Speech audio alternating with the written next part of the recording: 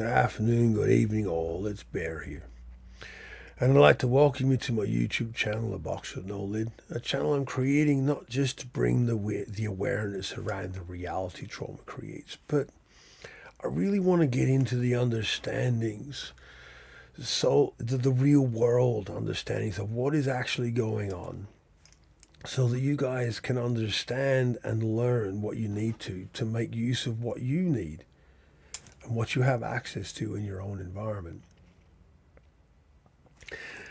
Please forgive me as I'm still getting over a flu, so hopefully I don't get too croaky or too coughy, or if there's any little interruptions in this, it's where I've paused it for a cough.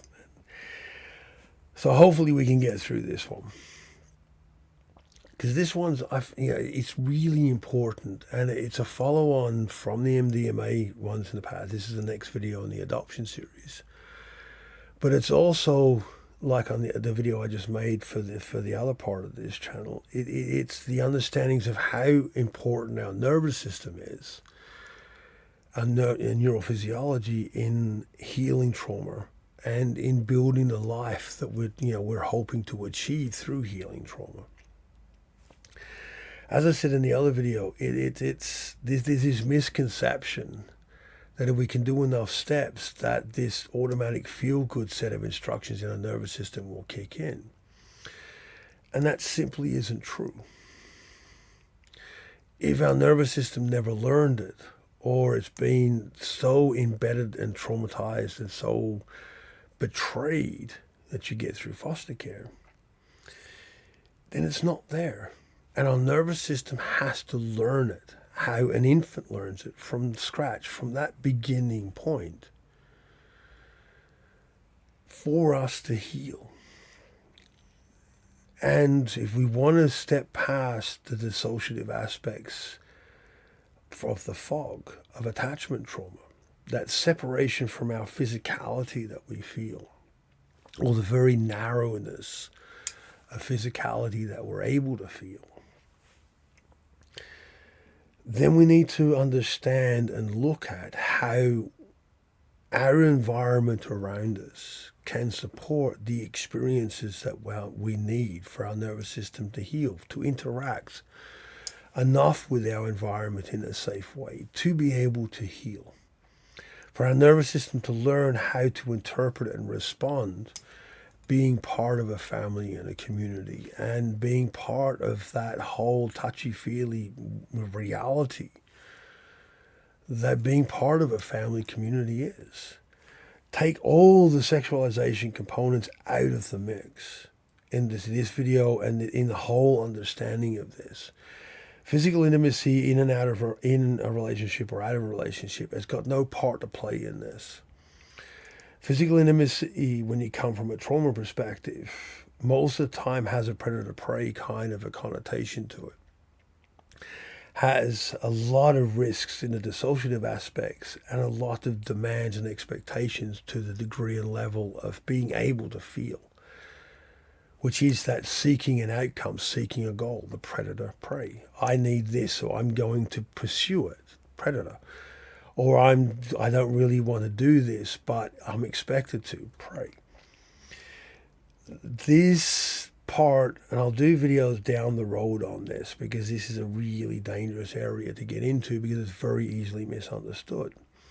But as part of this video, the whole sexualization of physical intimacy and physical touch is not on the table. It's not part of this at all.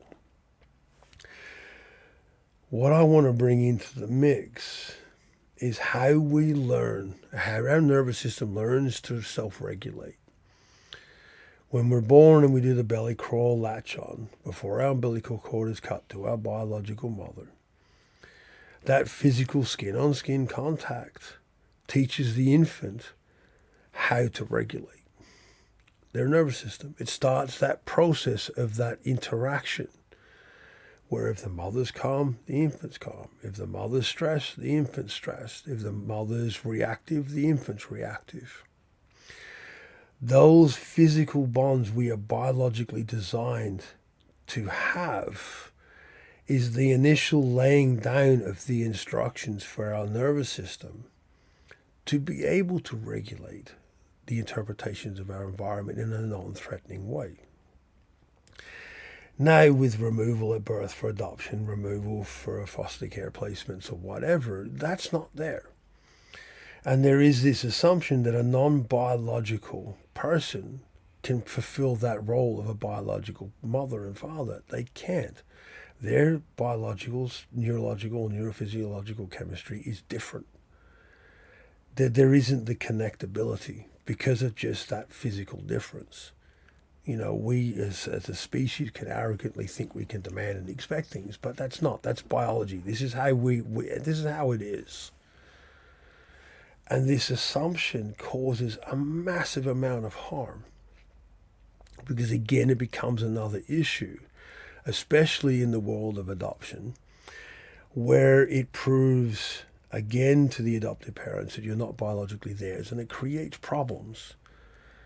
And that's where the fog component comes in, where we are expected to repress it, and a lot of adoptees do. In the foster care component, coming from that perspective, you're looking at constant reinforcement of betrayal of connection. But in both sides, adoption and foster care, we need to teach our nervous system how to be part of and how to create those interactions again in a non-sexualized component. The only way we can do that is how an infant does. And that's why I've said in previous videos about, when I was talking with a grandma on community about, being held and touched by members of a community 24/7 for several months. That is teaching the nervous system to be part of. And we need to find ways that we're never going to get that in the Western world. And it's the only way, you could create a retreat brace and do all this sort of stuff. One, again, the sexualized aspect becomes a real risk. But two, cost. The cost, it's not practical. So we need to find ways to bring that into our world. Yes, care animals can play a part, but they're a different species. We need to do it with people. If we're going to live in the wilderness and only be part of a pack of animals, awesome, animals will work. But as the majority of us won't, we need to be able to teach our nervous system to do this around people, around our families and our communities and the people we have around us. And this takes some consideration in how we can safely do this. The first step is to get our nervous system into a place where it's safe enough to interpret new information. That's why I always say having an understanding of our attachment trauma and what our personal perspective of it is key. So we know what we require to feel that enough of safe to be able to be open to receive. We're not so triggered that we can get some new stuff happening without being completely triggered and we bail. Or we're so rigid and so closed off that there's no point. But it's finding ways in little steps of bringing in more physicality. Now, in Western society, it is difficult. In more old world societies, I see it all the time. The physicality of the interactions between family members and community members is constant. There's always this constant touching on shoulders, arms, hands, and all these sorts of things. There's this physical interplay. And that's what I'm talking about, is how we can incorporate that safely into our reality, into our world. And if we do that long enough, we can start to teach our nervous system that interplay to where we actually want it, to where we actually enjoy it, to where it actually gives us reassurance and confidence and comfort and all the stuff we need to be part of. And through that process, and as I said with the whole 50 cats things, we're not just focusing on one part, but we do this as part of all the others. We get to the point where we will release and heal that trauma. We will put it into our body in the places that it's a memory. And we will be able to actually heal the fog. We will need support because it happened so young. or as in the case of foster care, it can happen at birth. But in the case of foster care, it's so constantly reinforced. We need a little more than just, a bunch of mates getting together and having a bit of a wrestle and playing football, Barbie, or whatever. Where it's not that, it's not taking up dancing or any of these sorts of things. We need a little bit of support to get our nervous system to be able to be open to it. But in the first step, it's understanding that this is what keeps us separate, an understanding of what we require to be able to address it opens the door at least to the potential of finding ways to. Now, if you're from older world cultures, learning the language and learning the cultures and being part of that community is an excellent pathway. And a lot of people in the Western world do come from that ancestral base. And as I said, an old world is not just what we call indigenous, but that's also Asian and Hindu and African and all these, there's a lot out there. Greek, Italian, you see it in the old world. If you can get it into the context of where it's not patriarchal and all the crap that it's kind of denigrated into, but you see that physicality of interaction and closeness. That is the goal of what it is we're trying to seek. And we can all do it in our own unique way, in our own unique set of circumstances.